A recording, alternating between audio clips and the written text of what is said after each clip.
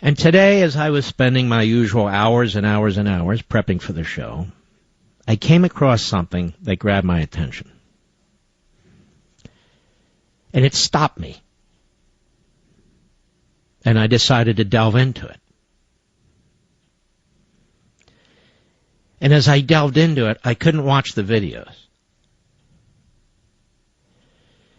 But I literally got sick to my stomach. I literally got sick to my stomach. And I thought to myself, is this something I should share with you? Because all the consultants in radio will tell you, put a smiley face on stuff, joke around, cut one-liners. And I thought to myself, I can't live with myself if I don't bring this to your attention. I can't live with myself if I don't point you to this. It was on the website, an excellent website, Right Scoop. And it is a story about human slaughterhouses in Syria. Human slaughterhouses. With decapitated bodies hanging like meat. And as pointed out on the Right Scoop, when the stories are finally told about what really happened in Syria during this so-called civil war, people are going to be astonished at the evil. Walid Shoebat has been researching this for the past 2 weeks. He says he's never seen anything so horrific in his life. What he's found through first-hand testimony and actual video footage, and he's posted it on his site, are human slaughterhouses in Syria used to exterminate Christians and Muslims. Yes, Muslims. Muslims that are not the right Muslims. Muslims that are not sufficiently radicalized.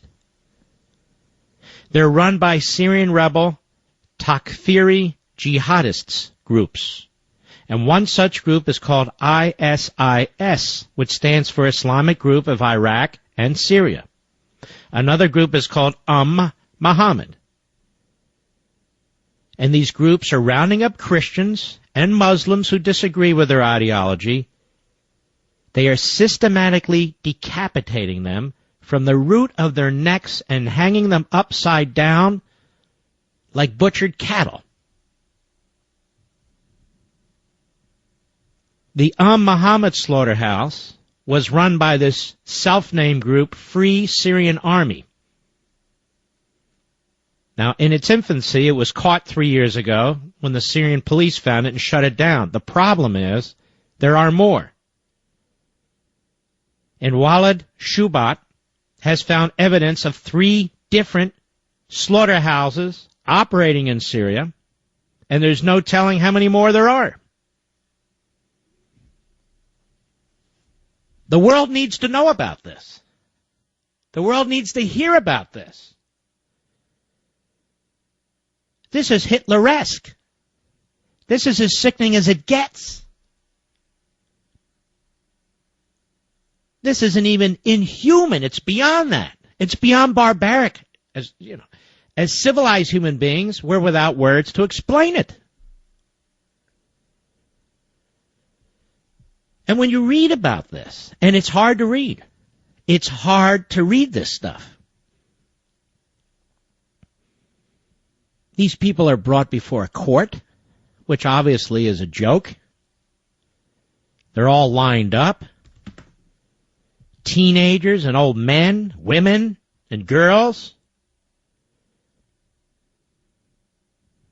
They're lined up and they decide what kind of execution tool they're going to use. A big knife, a sharp knife, a dull knife. Depends on the thickness of the neck.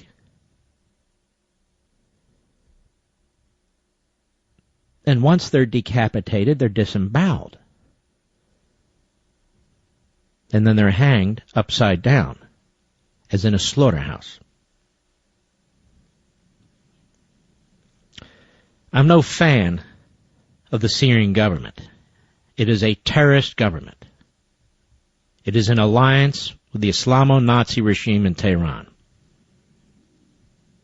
It helps support Hezbollah and also Hamas. I am well aware of what Assad is and what that regime is. But those who want to run and defend and support the rebels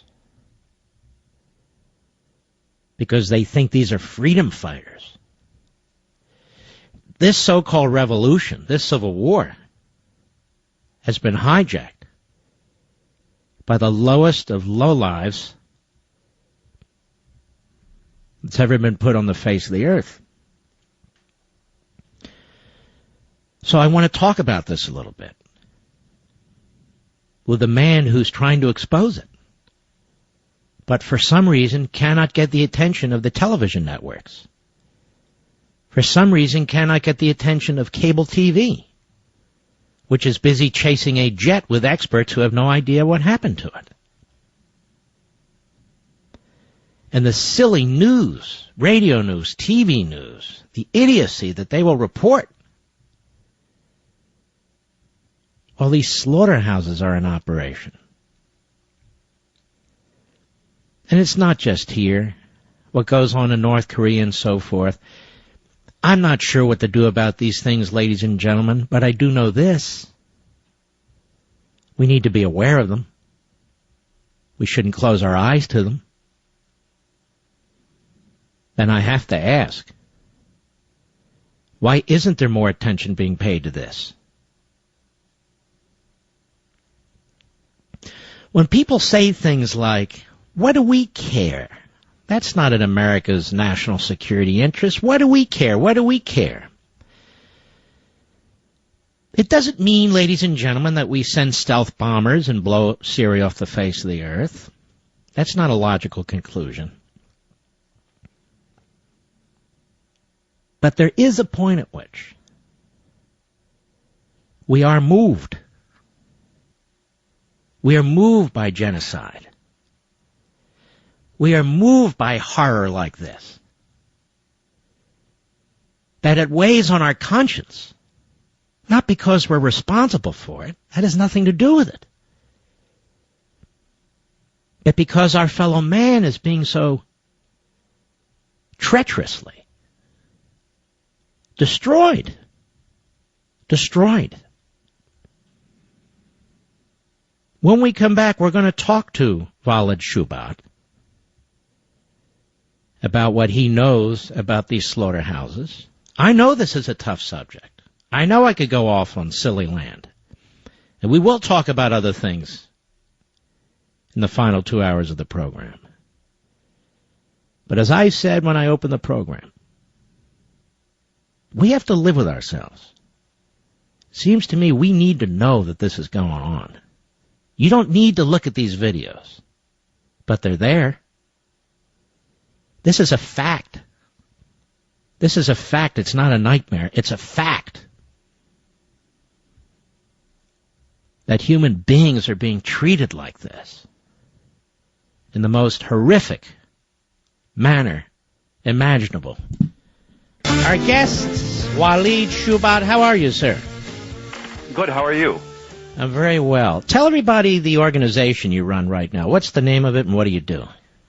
I run Rescue Christians. It started when I was trying to help Christians being persecuted in Pakistan, found very little being done by these major organizations that claim to be helping and aiding Christians. They give Bibles and things of that sort, blankets, but there's no actual rescue missions. The atrocities that goes on in Pakistan is horrendous, rape of women.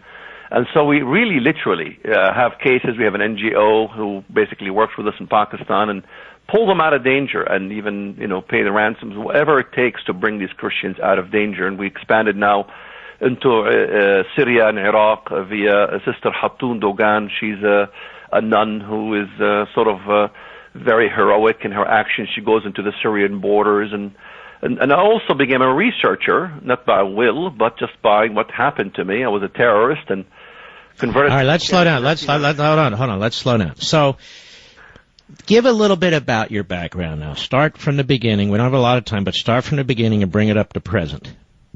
Well, I grew up in the Middle East, in Bethlehem, Israel. My mother wasn't permitted to leave. She was an American who was held against her will. She couldn't leave the Middle East, and she was stuck there for 34 years. I grew up in the Palestinian area with Islam, and of course, I got in trouble as a teenager, went into prison, later on planted a bomb in Israel, in Bethlehem actually, to be more specific, and then came to the States, was active in the university campuses, and was disenfranchised with the PLO. It was no unification of all these different groups, sectarian divides. And so I joined the Muslim Brotherhood under the umbrella of Jamal Saeed, who was the colleague of Abdullah Azzam. Of course, we know Abdullah Azzam was the godfather of Al-Qaeda. So this was in 1981 when I was in the States. Converted to Christianity in 1993, became activist supporting Israel. I believed Israel has a right to exist. I began to fight for the right of Israel to exist, and that's when basically I became a controversial figure. I'm attacked at all levels. So you can view me, you can see me attacked by CNN and major media, and also being supported by other media. And then I began to investigate a lot of things in the Middle East, especially when the Islamofascists in the U.S.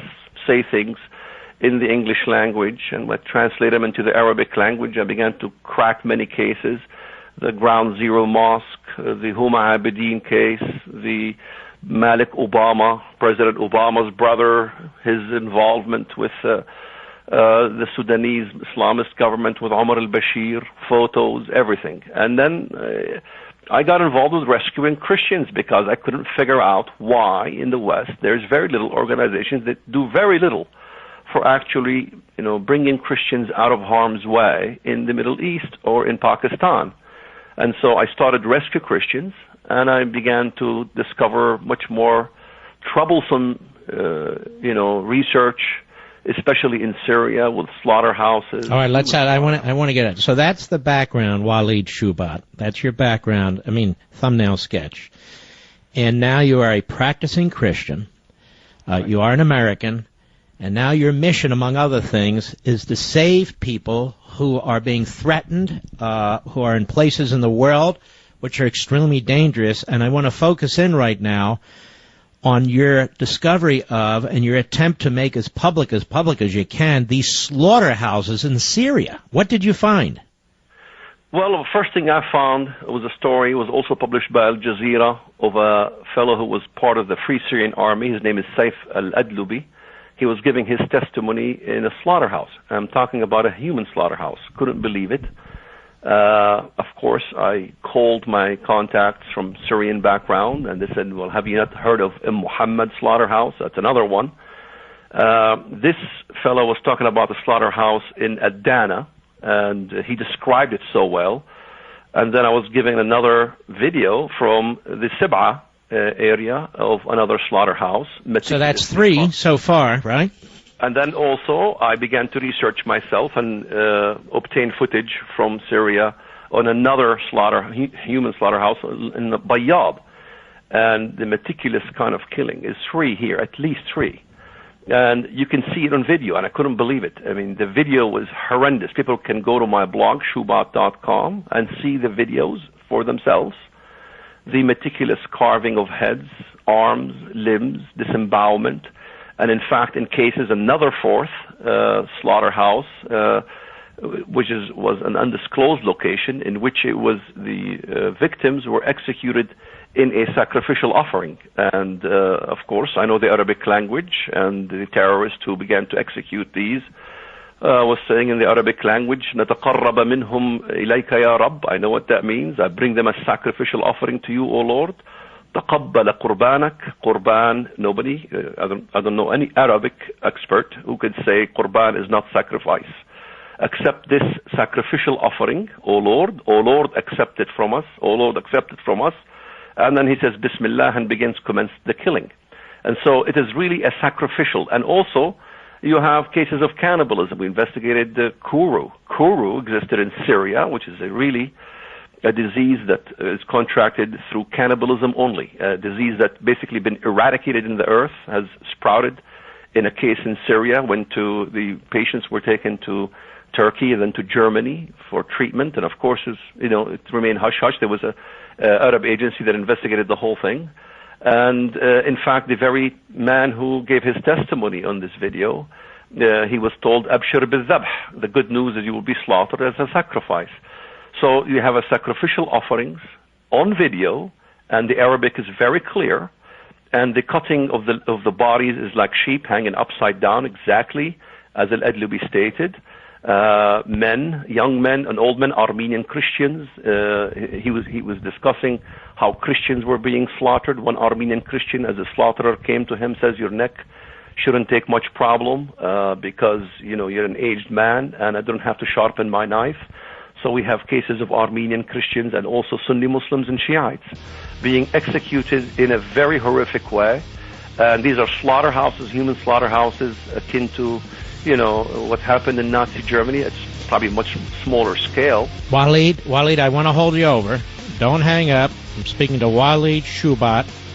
This is absolutely stunning, unconscionable, and the fact is the world needs to know about this. We'll be right back. I'm speaking to Walid Shoebat.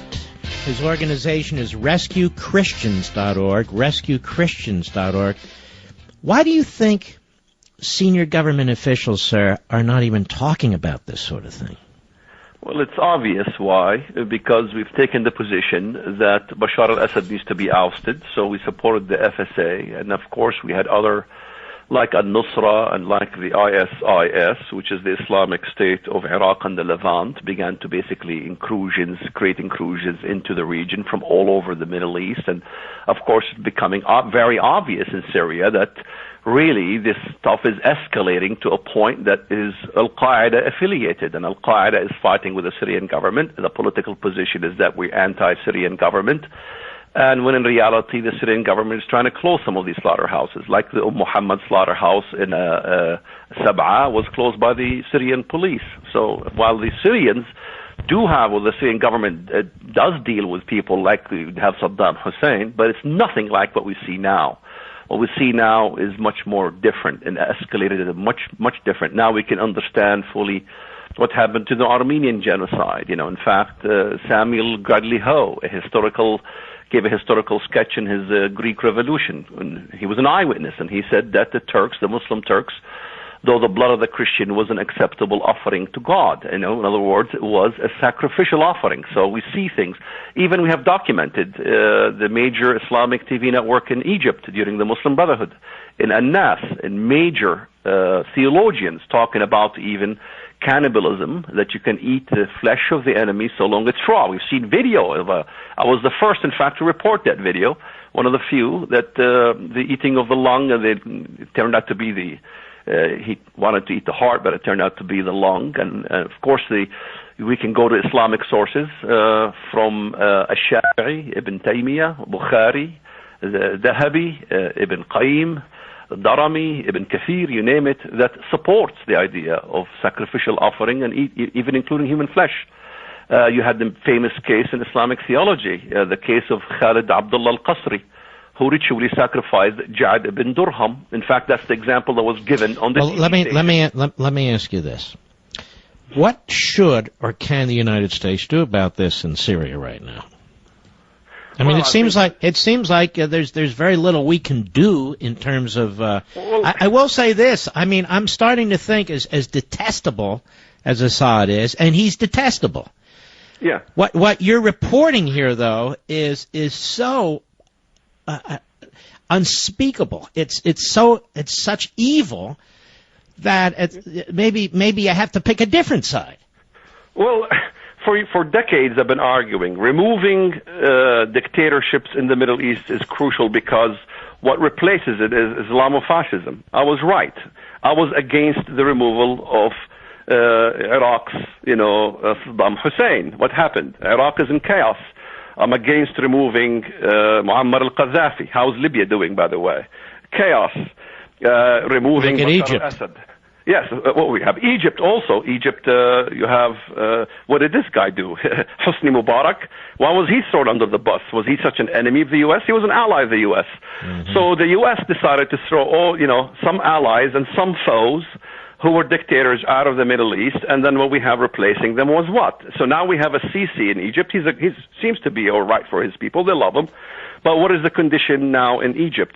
Under Bush, you could say 50% of Egyptians hated us because they were Muslim Brotherhood. Now under Sisi, both the Muslim Brotherhood and the secular Egyptians hate us, and rightfully so, because what are we doing? Our policies in Egypt. Sisi, of course, he's diverting, going to Russia now, and we're losing our allies in the region. The U.S. has divorced itself from the region. Of course, there's no voids in the Middle East. If there's a void, somebody will take over. And that void in the Middle East, now we have sectarian violence. What's the void? It's Islamic fundamentalism. So we're increasing Al-Qaeda in the region, in Syria and Iraq, and all over the region. And, we have threats. We have major threats, even there's a hijacking of a plane. God knows who's doing what. But we are really infusing a major problem in the Middle East because the West does not really understand the Middle East. All the way from back to Jimmy Carter, when the Shah asked for help, what did we do? We threw him under the bus. And who took over was the Khomeinis that came from France. In fact, Americans need to begin to understand that Islamic fundamentalism, radical Islam, really permeates itself and grows in the West. Iran, the Khomeinis, that was in France. In England, you have takfiris. In the U.S., you have Muslim Brotherhood in the government working. And they're very slick. They understand the principles of muruna. And how many Americans know what muruna is? They know somewhat taqiyya. But muruna is basically sanctioning prohibitions. You can sanction prohibitions. In other words, you can kill somebody, you can do whatever you want, so long it's for the cause of advancing the Islamist cause. And those are the issues that Americans do not understand about the nature of the beast.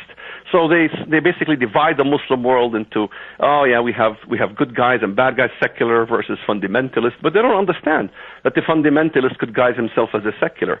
I call these the slick willies, the Faisal Abdul Rauf, who wants to build a mosque by ground zero. I remember on Fox News, Sean Hannity wanted to extract from him whether he supports Hamas or Hezbollah, and he pleaded the fifth. However, I investigated the Arabic language, and there's an article in the Al-Ghad newspaper in Jordan, and he supports Hamas and Hezbollah openly in the Arabic language. And you exposed that thinking. Let me ask you this. So now this president, having lit a match to the rest of the Middle East, and Bush did too to some extent, I might add, with this democracy project. Now let me ask you this. Israel's being pressured to enter into arrangements that would obviously threaten her very existence. Am I right? You're absolutely right, yes. You have Kerry, he's twisting the arms of Netanyahu. Netanyahu is insisting that the IDF must protect the Jordan Valley. And how could Israel protect its border in the Jordan Valley without IDF soldiers? We know, of course, Obama and Kerry are suggesting to put other U.S. forces, United Nations forces. Well, we've seen this kind of thing before in Lebanon. How many years? I can give you the entire history of what happened either in Lebanon or in the Suez Canal when United Nations forces was there. It always pulls out of the region as soon as a terrorist attack happens. Even had it under Reagan. Marines died. 241 Marines died, and we pulled out of the region. So, putting international forces in Israel is not going to be a workable deal. It has to be IDF. The Israelis can defend themselves. They do not want help from the U.S. to defend their eastern border. And, of course, you had Mahmoud Abbas, who keeps talking about that he will never recognize a Jewish state. He wants the right of return for everybody, including Palestinians in Canada and the U.S. and Europe. They also become Palestinians. They can decide what happens to the country, and the whole thing is run amok. And of course, the U.S. doesn't have the ability to be able to establish peace in the region because it's one-sided. It's saying that Israel has to relinquish something. They're relinquishing terrorists. Israel is a revolving door for terrorists. I was a terrorist myself. It's a revolving door in which the U.S. keeps pressuring Israel to release more terrorists. I thought we had a war on terrorism. Where is that war, may I ask? Have you been threatened? I imagine you have been threatened. Yes, but we're all going to die, brother Levin. We are going to die of something, or we're going to die for something. Yes. We can die as old men oozing out from every orifice in our body in a hospital. Oh, there you go. Yes. Or we can go with a bang. You take a pick. All right. Well, listen, you're a fascinating man. What you've done here is extremely important. I want people to go to your website. Give us the name of your website, please. It's very simple. everybody puts on a shoe. Shoe, S-H-O-E, and bat, B-A-T. Shoebat.com, SHOEBAT.com is the website. All right, I want to encourage people to go there. If you don't have a strong stomach, you're not going to be able to look at these videos. I don't have a strong stomach, but the explanation was enough for me. What's going on over there is inhuman. It's just, it's not even a throwback to the 7th century. I don't know what the hell it is, but it's as sick as hell. That much I do know. Well, Walid Shoebat, it's nice to meet you. Keep up the good work. God bless you, my friend. You bet. Thank you, Mr. Levin.